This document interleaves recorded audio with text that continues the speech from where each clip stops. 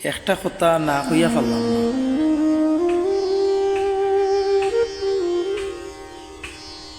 ভাই এন্ডি মানুষের উপকার করবাই, কিন্তু মানুষের ক্ষতি করিল না।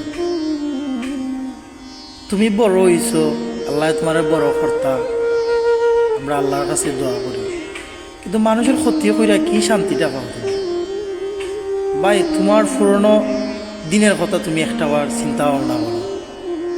তুমি এইটা চিন্তা ভাবনা না কইরা তুমি মানুষের ক্ষতি করো। তুমি খো বিদেশ রুজি নাই, দেশও শান্তি। ভাই মানলাম তোমার কথা, বিদেশ রুজি নাই, তুমি বিদেশ পড়িতে আসো কেন ভাই? আবার তোমার ফ্যামিলিও নিতে আসো, তো তুমিও দেশও আইতা। তুমি উপকার করতে পারো না, ঠিক আছে, তুমি ক্ষতি কইরো না।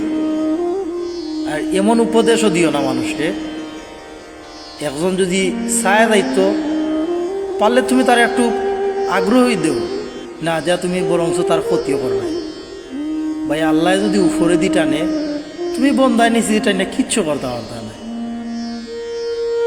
তোমার কাছে আমার অনুরোধ, তোমারে আবার হরাও আমি, মানুষের ক্ষতিও কইরো না, মানুষের উপকার কইরো।